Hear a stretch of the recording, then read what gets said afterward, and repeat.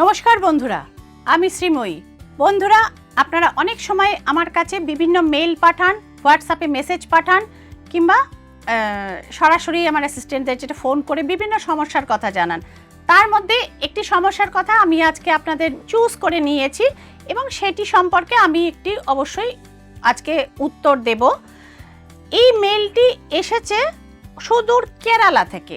কেরালা থেকে একজন ভদ্রমহিলা যিনি জানতে চেয়েছেন যে নতুন ফ্ল্যাটে আসবার পর থেকে তার স্বামীর উপার্জনের মধ্যে কোনো ভারসাম্য থাকছে না এবং তার মেয়ের বিয়ে প্রায় ঠিক হয়ে গেছিল যখন তারা অন্য একটি স্টেটে ছিলেন।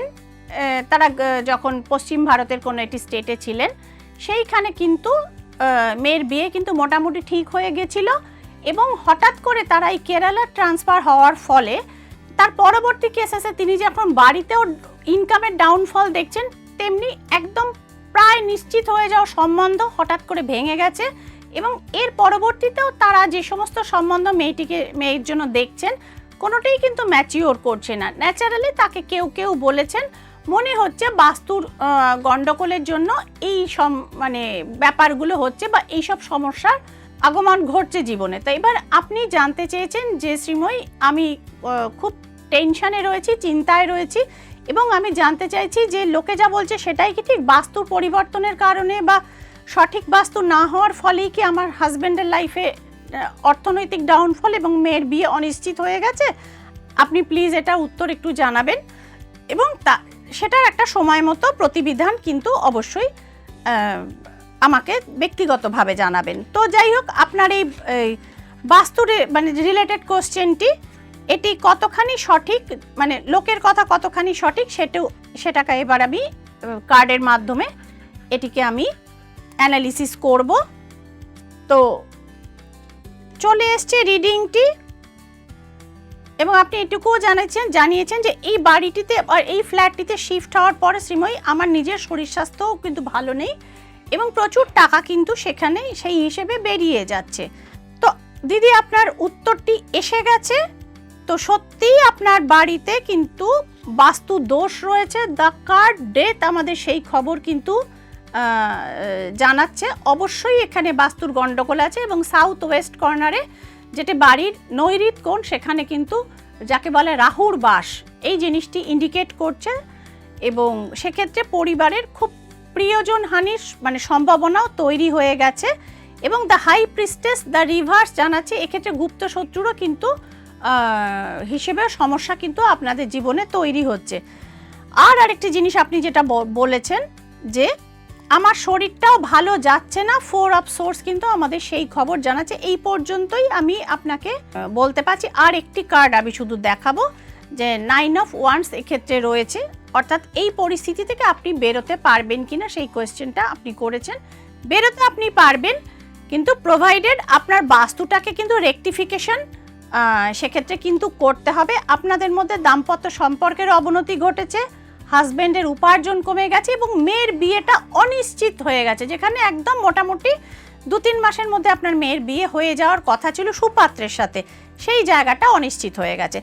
তো আপনাকে দিদি আমি একটা জিনিসই বলবো যে সাউথ ওয়েস্ট কর্নার গণ্ডগোল আমি বলেই দিলাম, সেখানে নৈঋত কোণটা বড় সড়ো ড্যামেজ রয়েছে এবং একই সঙ্গে ঈশান কোণে টয়লেটটাও আপনার রয়েছে। তো সুতরাং সেটাও একটি মারাত্মক বাস্তু দোষের ইঙ্গিত এবং রান্নাঘর এবং বাথরুম কিন্তু আপনার পাশাপাশি, যেটা আরেকটি মারাত্মক বাস্তুদোষ, অর্থাৎ তিনটি বাস্তুদোষ রয়েছে, সঙ্গে রয়েছে গুপ্ত শত্রুতা। সুতরাং এতগুলো কারণের জন্য কিন্তু আপনার বাস্তুতে গণ্ডগোল, মারাত্মক গণ্ডগোল তৈরি হয়েছে, নেগেটিভ এনার্জির উদ্ভব হয়েছে এবং মেয়ের নিশ্চিত সম্বন্ধ এবং স্বামীর ইনকাম সবকটাই কিন্তু অনিশ্চিত জায়গার মুখোমুখি রয়েছে।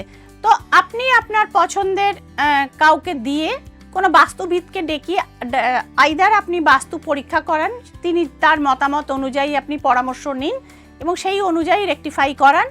যদি মনে করেন শ্রীময়ীর পরামর্শ দরকার আছে বা আপনি এবং আপনার মতো যারা যারা দেখছেন ভিডিওটি, তাদেরকে বলবো নিচে আমার বুকিং নাম্বারসগুলো যাচ্ছে, হেল্পলাইন নাম্বারস, অবশ্যই ওই নাম্বারে আমার অ্যাসিস্ট্যান্টরা কল ধরেন এবং তারাই আপনাকে গাইড করে দেন কোন চেম্বারে কোন দিন আপনাদের আসতে হবে। আগস্ট মাস থেকে শেওড়াফুলিতে আমার একটি নতুন চেম্বার খুলছে বন্ধুরা, সুতরাং এই দিককার প্রচুর মানুষ যারা কলকাতায় এসে শ্রীময়ীকে দেখাতে পারেন না, তারা শেওড়াফুলিতে স্বচ্ছন্দে যোগাযোগ করে নিতে পারেন। আর আরেকটি কথা বন্ধুরা আপনাদেরকে আমি বলবো, ঈশান কোণে টয়লেট একটি মারাত্মক বাস্তুগত সমস্যার কারণ। আর এর পরিপ্রেক্ষিতে আরেকটা জিনিস অনেকেই জিজ্ঞেস করেন যে শ্রীময়ী ঈশান কোণে জলের কলটা আমরা কোন দিকে রাখবো। তো অবশ্যই সেক্ষেত্রে ঈশান কোণে জলের কল এবং এই কলের ফিটিংগুলো রাখার চেষ্টা করবেন আপনারা পূর্ব দিকে অথবা উত্তর দিকে। এই দুটোই হচ্ছে বেস্ট অপশন বাথরুমের বাস্তুর জন্য। এবং অনেকে জিজ্ঞেস করেন কমোড বা প্যান কোন দিকে রাখবো।